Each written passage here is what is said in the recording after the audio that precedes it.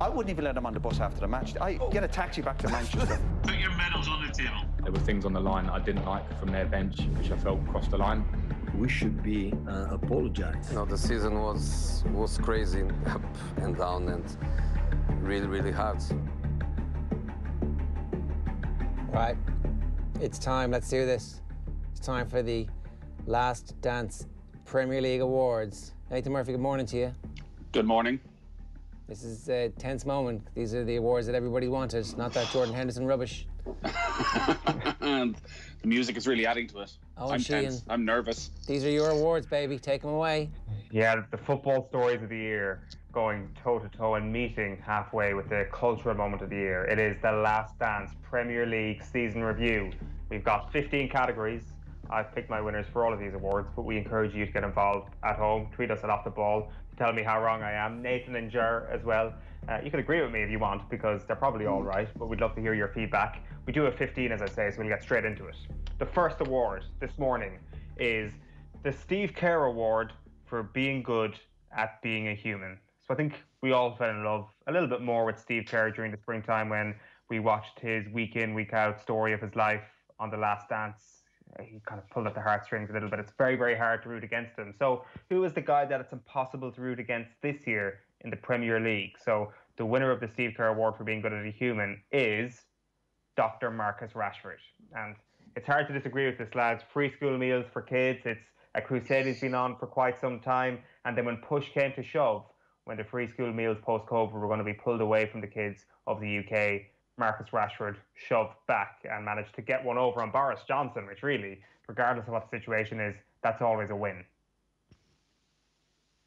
I agree. There's going to be no arguments here, is there? No. Good luck making a case against that. Well, I'm not going to make a case against it, but there are a couple of people who you would say are also good humans.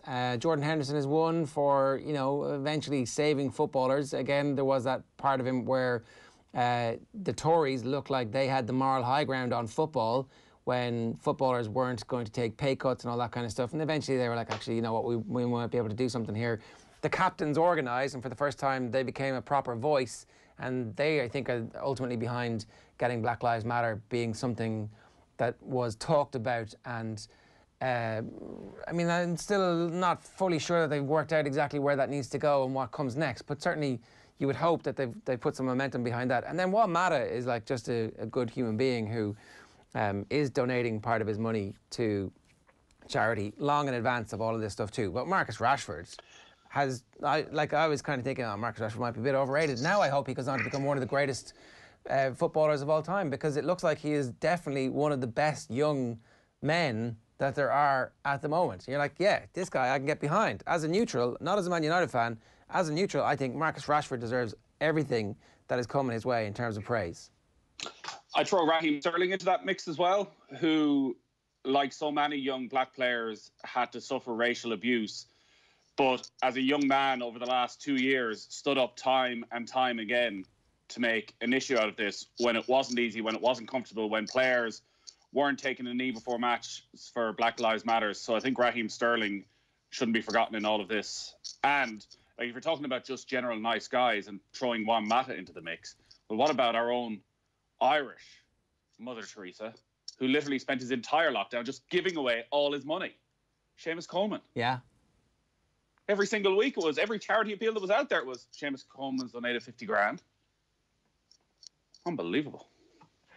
Describing an Irish football person as our own Mother Teresa, always a good shout, Nathan. But what I would say to your suggestions is, show me your doctorate. Show me your doctorate. Dr. Marcus Rashford is our first winner this morning. Our second category this morning is the other Steve Kerr Award for getting punched in the face by a teammate. So again, we're all familiar with the story of Steve Kerr taking a box in training from Michael Jordan. The winner of this award is Aston Villa's Jota, after his training ground bust up with Danny Drinkwater. So we're going one step further than a punch this morning. According to the reports that came out from the time, Aston Villa's Jota was headbutted by Danny Drinkwater in training. Quite the season for Danny Drinkwater, as Aston Villa fan Ger might give us a bit more detail on in just a moment, because you might forget that this is a season that Danny Drinkwater used to be a Burnley player, which, really does take a lot of reading to actually remind yourself of that fact. the most memorable moment of his time there involved a brawl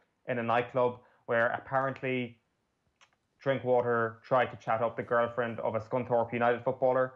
So maybe League Two is where Danny Drinkwater's level will eventually become in his football career, because it's been a desperate season for him.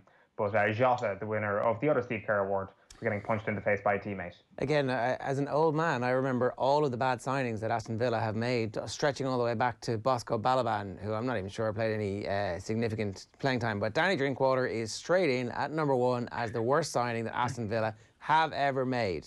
This made absolutely no sense at the time. It makes no sense in retrospect. And it's one of those things that if they'd gone down, you'd be like, why did you invest time and effort and energy in trying to get that guy into this squad? It made no sense. It was rubbish. It's ego, isn't it? It's always ego from the manager, because Danny Drinkwater will probably get a decent club next season, probably a good championship side, because the manager will look and think back to his Leicester City season and go, all right, he's gone off the rails a little bit, but I'm the man who can bring him back. And what a hero I'm going to... Like, everyone else is going to look like an idiot when this guy's player of the season in the championship next season. But, like, if you think he played one game for Burnley against Manchester City and they were battered, first game against Villa was one of the worst individual performances we've seen all season, against Manchester City again for Villa, when they lost, what, 6-1? 6-1, yeah. So, yeah, wow. Yeah, what a man. Our third award this morning is the "And That Really Pissed Me Off" award. So this is based on the fact that Michael Jordan was famously very, very annoyed with Karl Malone getting the MVP award in 1997, where he ended up crushing the Utah Jazz in the 1997 NBA Finals. The person who got really pissed off this year, it has to be Kevin De Bruyne. As we've just heard from Kevin Kilban, he's been overlooked for plenty of awards so far, not least the award of assists champion in the Premier League.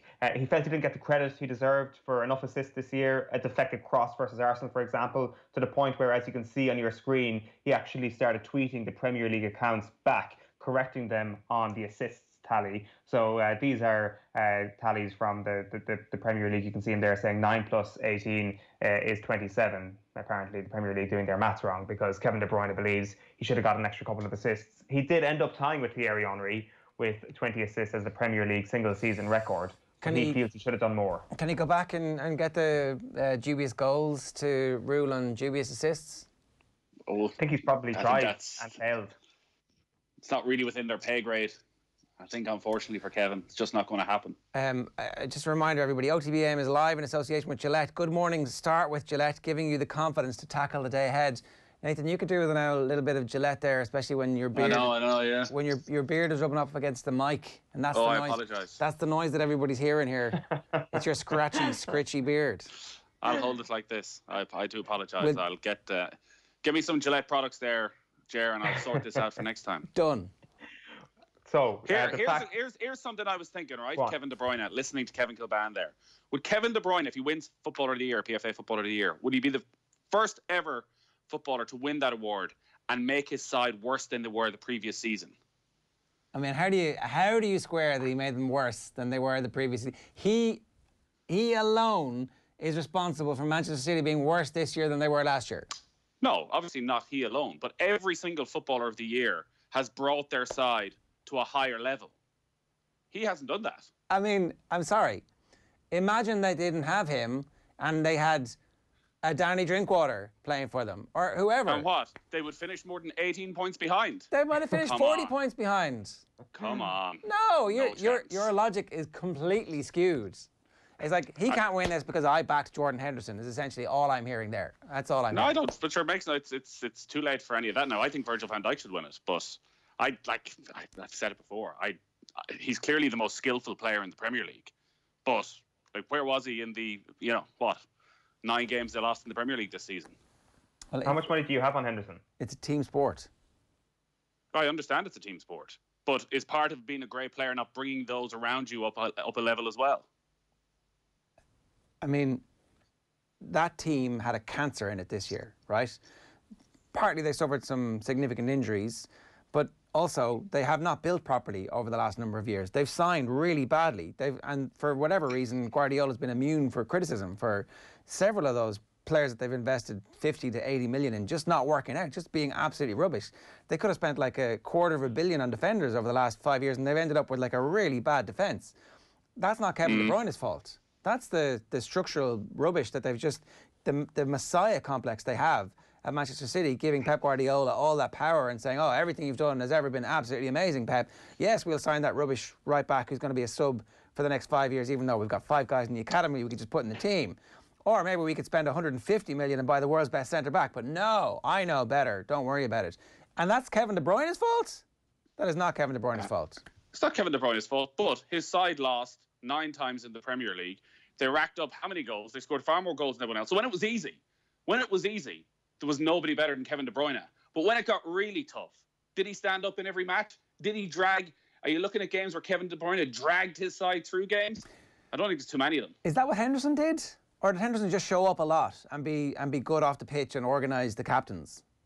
Well, I think, well, yes. Well, Henderson showed leadership. Here, I'm not saying that Jordan Henderson is a more talented footballer than Kevin De Bruyne, but Henderson did in many, you think back to the Spurs game this season where he was the one who dragged them through. Okay, one of their most important matches of the season. That you interviewed him in afterwards, and that's why you love that game and you always refer back to it. It's like, oh, we talked to him afterwards. Well, go on, give me 3 other games where he did that. There's been many games where Jordan Henderson. But this is... do you tell me all the games there and all the important games where Kevin De Bruyne stood out for you? Well, all the big matches where the season was ultimately decided. De Bruyne, tell me where he stood out. De Bruyne, we just said De Bruyne has set a record and probably actually broke Thierry Henry's record, but isn't getting the credit for it. And that's Thierry Henry we're talking about at his absolute peak, creating more chances than anybody else has ever done in the history of the Premier League. And here we have like Jordan Henderson being but it's an irrelevant, a good 7 out of 10 in like what was it? 20 games. City scored 4 goals or more in 14 different matches this season. None of them matter though. Well, they all matter. They absolutely matter. They do. Because there's matches that matter in terms of winning the title. They finished 8. They were 25 points behind Liverpool at one stage. They've got a crap defence and a manager who thinks he's never done anything wrong and refuses to acknowledge his mistakes. But again, it's not Kevin De Bruyne's fault. Who's this crap defence? Like they're missing one defender. Like, he's probably only going to change one defender. Maybe he might bring in a left back. They'll be keeping Aymeric Laporte. In all likelihood, he'll keep Kyle Walker. Is Kyle Walker... So one centre half. Is Kyle Walker any good? Like, he's grand. Yes. Come on, Jar. No, I just think that defence is rubbish and that they're... Look, I think Pep Guardiola has had a really bad season. And Kevin De Bruyne is being punished for Pep Guardiola's rubbish season. That's the point about that. I think a great player would rise above that. But he did. And drag those around him. He did rise above it. He did it in the games when it was easy. So City, as we've seen by the scores they rack up, are better than anybody at battering aside. What they showed this season was that they lacked any backbone and they lacked any leadership. Like Vincent Kompany leaving the club was the biggest issue last summer. There's a gaping hole where somebody needs to step in and fill that. And Kevin De Bruyne should have been the one to lead that side. But he didn't have it in him. I mean, they're still in the Champions League and they're 2-up against Real Madrid with a home tie to come in the quarterfinals of that competition. So it's still possible that this will be the year. And everything we have seen suggests that when it comes to the crunch this season, they won't be up to it. Let's wait and see. Season's not over. Season's not over. I think that's a very fitting conversation that shows just how deserving Kevin De Bruyne is of the "And That Really Pissed Me Off" award. That's just our 3rd award. We've got a dozen more of these to go. Number 4 is the "And That Really Made Me Angry" award. Not to be confused with the "And That Really Pissed Me Off" award. This gong is dedicated to Michael Jordan turning it on when anyone tried to embarrass him. So that was the 1998 playoffs and the Hornets won a game of the series. B.J. Armstrong was giving it all that. Michael Jordan, this humiliation, it was a public shaming. This was the basketball equivalent of, say, losing 9-0 in a game of football. So the winner of the "And That Really Made Me Angry" award is Ralph Hasenhüttl and Southampton in general, post 9-0 hammering to Leicester City. They've been amazing. Give me a better comeback story. I don't have any. They've been amazing since then. Well, they got more points than Leicester between there and the end of the season. There you go. That is just how angry they were for the remainder of the season. So congratulations to Hasenhüttl, congratulations to Southampton. Award number 5 is my favourite award of the morning. The Contaminated Pizza Award. We all know the legend of the Contaminated Pizza in Utah in the 1997 NBA Finals. Michael Jordan carried the Bulls to a road win with food poisoning. Legend has it that some skullduggery went on, that a few Jazz fans poisoned the pizza he consumed the night before the game. So, the Contaminated Pizza Award is for subterfuge. Which Premier League figure from the season gone by would have the cunning to set such a devious trap? The winner is Colleen Rooney for achievements in the Wagatha Christie saga. The plotting, the planning, the snaring. It was one of the most dramatic soap operas that have occurred in football this year. I was in Japan when the story broke. I didn't look at my phone for any single football or GEA story or any non-rugby story during that time, except for this story. And I read up on every single article at the time. The biggest football story we've had this season. So congratulations, Colleen Rooney. You are the winner of the Contaminated Pizza Award. The whole world is agog at Amber Heard versus Johnny Depp and the libel trial. Can you imagine how exciting the libel trial is going to be when it's Rebecca Vardy versus, I don't know if it's going to be versus the papers or if it's just going to be versus Colleen and the papers, and it's going to be sensational. I cannot wait. Oh, I really hope it's against the papers, because the papers will make sure it goes all the way and we get everybody up there. So we get Vardy, we get Wayne Rooney, we get, probably have to get all the rest of the wags and maybe an England manager in there as well, just to start to talk about what their relationship. Sven, Sven and Nancy, was it Nancy Pelosi? No, not Nancy Pelosi. That would be breaking news. You better. That was Nancy's surname. Nancy Lalio. Yeah, she was the ultimate wag, wasn't she? What's the code? What is the wag's code? I mean, she was a high-powered lawyer who happened to fall in love with the England football manager. So wag culture is... She might be right in the middle of this. I mean, yeah. Look, yes, it'll be amazing.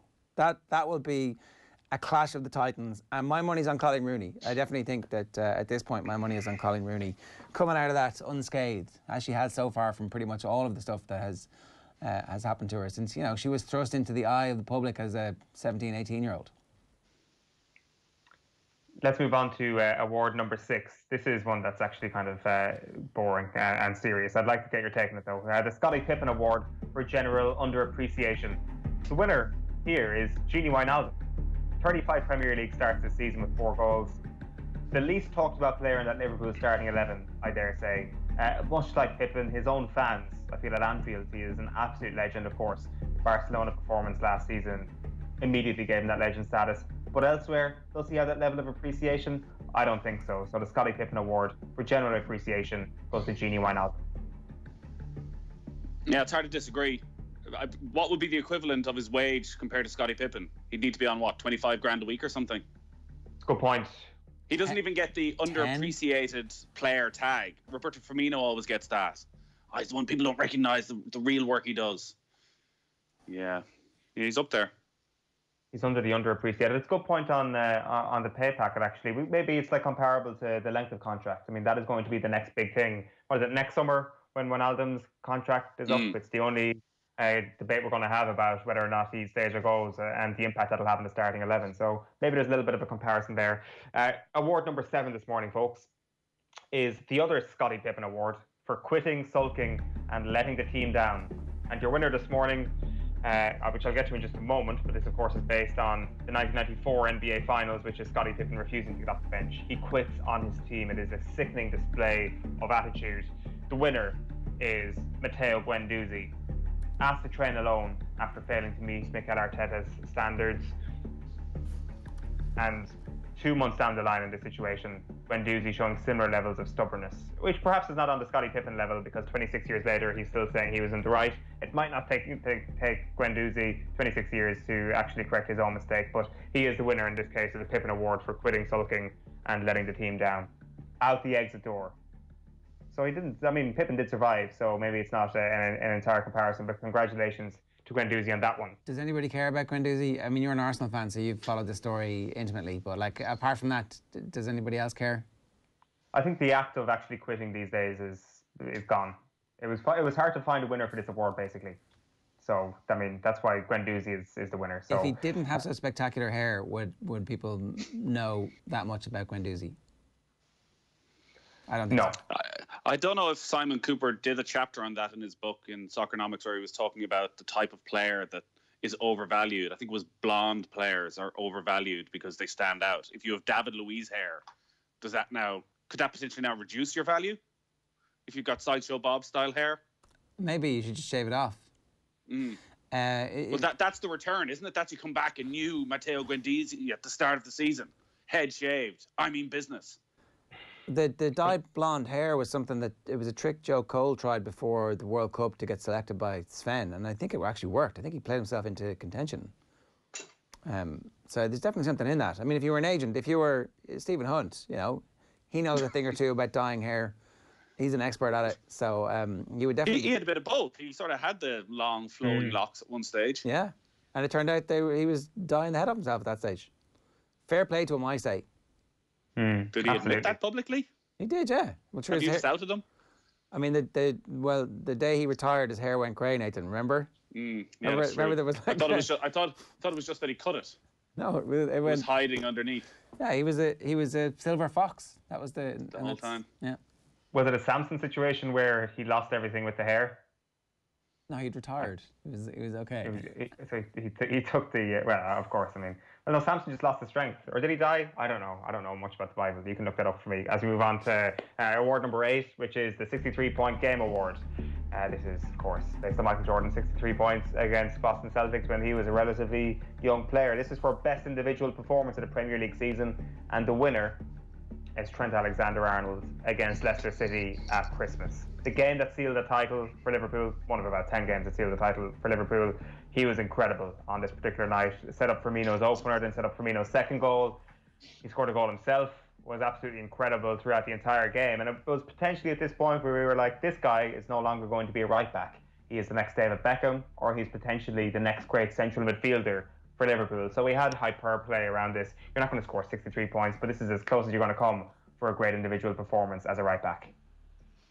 Well, the expectation at Liverpool when he was starting was that he would end up becoming a central midfielder. I think they probably realised they don't need him in there now because he can have so much influence, probably more influence than any fullback has had in the Premier League. And like you think back to John Giles was picking his all-time 11s recently, and he John Robertson in one of his all-time 11s, and was making the point he'd never seen a winger be able to run a game from out on the wing. And like that game against Leicester for Alexander-Arnold, it was a right back who was technically a right back, who was absolutely everywhere, who was involved in everything, who started all the attacks. And yeah, it's hard to disagree. The one player I would put in there, so I only covered 2 Newcastle games all season, and I saw one player in both those games who I can only imagine must have been in the running for player of the season because he scored in both matches, and that was Joe Linton against Spurs at the start of the season when Newcastle beat Spurs at their new stadium, and then against Sheffield United where he caused John Egan all sorts of trouble, got John Egan sent off, went and scored a goal. So that's 2 games I covered of Newcastle, and Joe Linton scored in both of them. And what a player he is. So he should be in the running too. Did he score it again? No, he did not. You should ring him up and say, I am your lucky avatar. Yeah. For a couple Give of me 10 grand a week. A couple of grand a week, I'll do it, you know? Yeah. It'll be worth it. Award number 9 is the You Can't Convince Me That Guy Isn't an Asshole award. This is the best beef with Isaiah Thomas versus Michael Jordan levels of hate. We don't have much man-to-man hatred in the Premier League at the moment, but we do have Graham Souness versus Paul Pogba. Graham Souness, number of jibes during the year, not least when he said, I saw Pogba shooting hoops and dancing at weddings. The cynic in me says he doesn't want to be at United. He's still there, Graham. Still there after Paul Pogba came out in the last few months and says, I don't know who Souness even is. And Graham Souness says, put your medals on the table.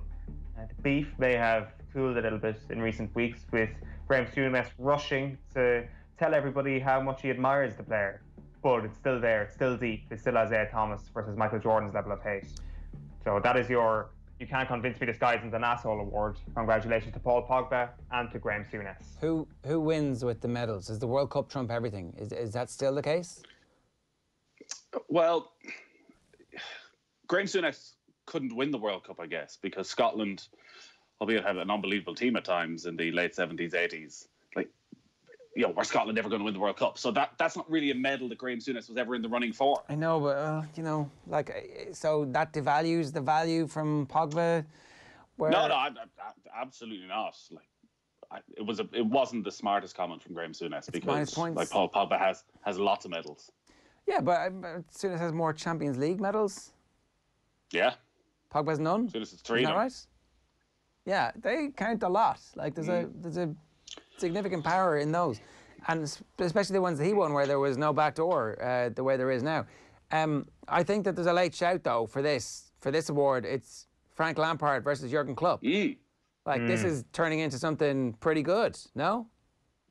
Well, this is one of the reasons to be most excited for next season, that we know we have a Liverpool-Manchester City rivalry. You have a natural Liverpool-Manchester United rivalry, but a Liverpool-Chelsea rivalry with Lampard, who you just know won't be able to rein himself in, who won't want to rein himself in, who'll make the odd snide comment here and there, who sort of backed himself into a corner with the arrogant accusation.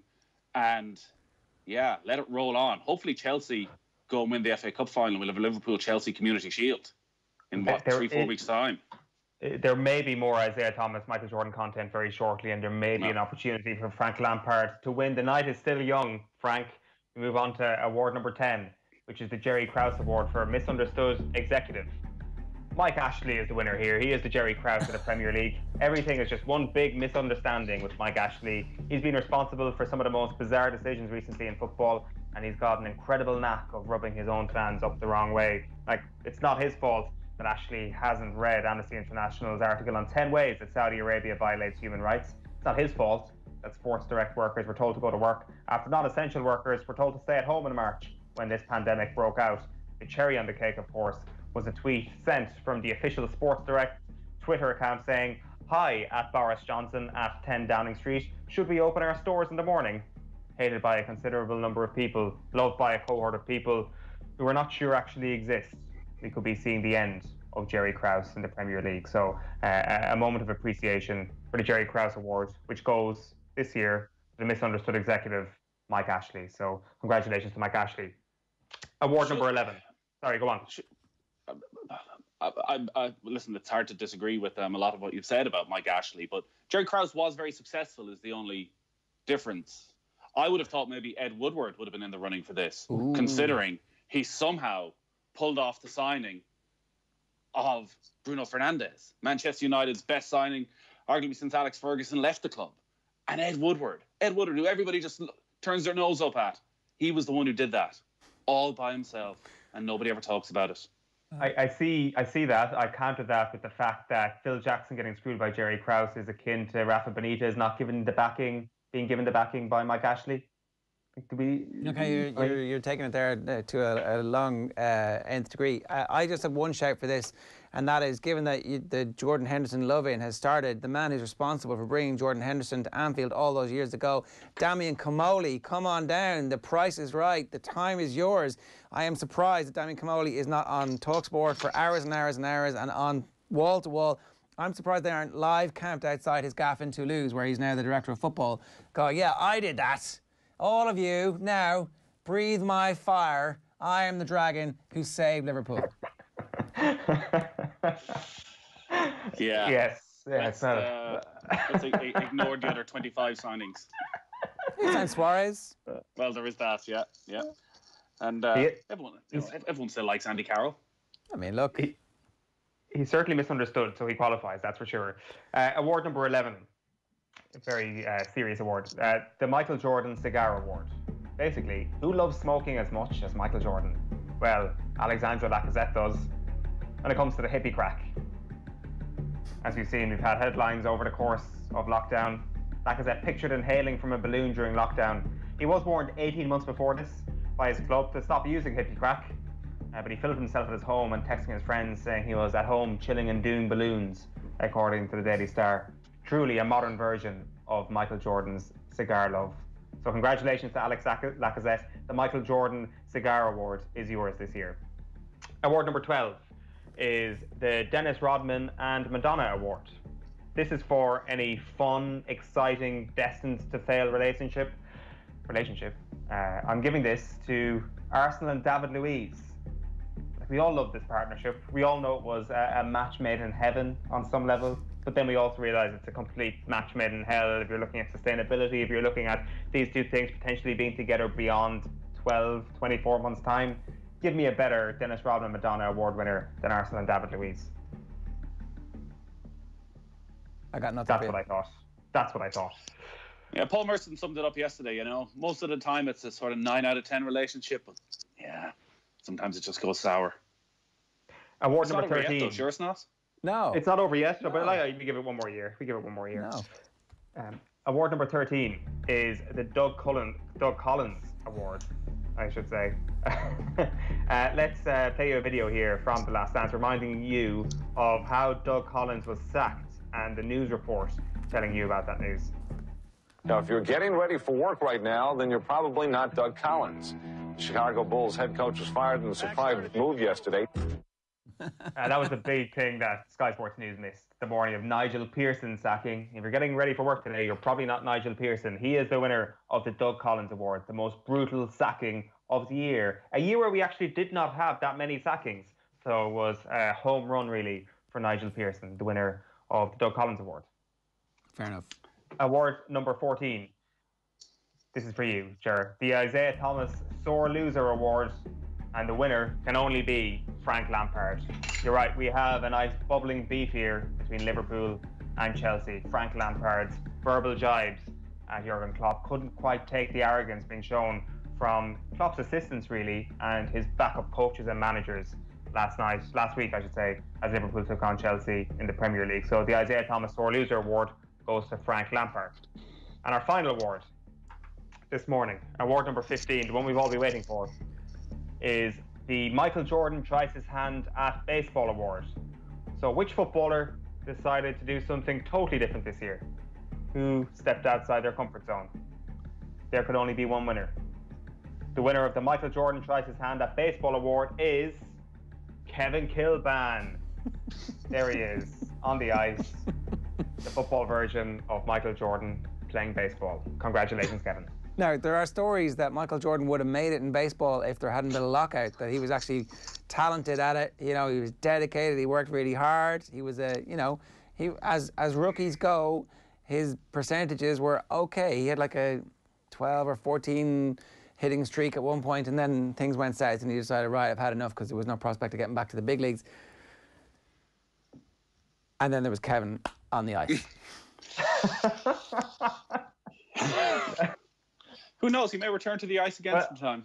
I didn't see it in the flesh, so I can't really comment. But Nathan, you were there.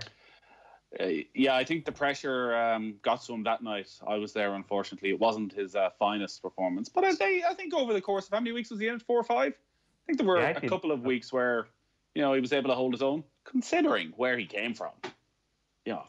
Like considering this time last year where he was in his life to where he's progressed to right now.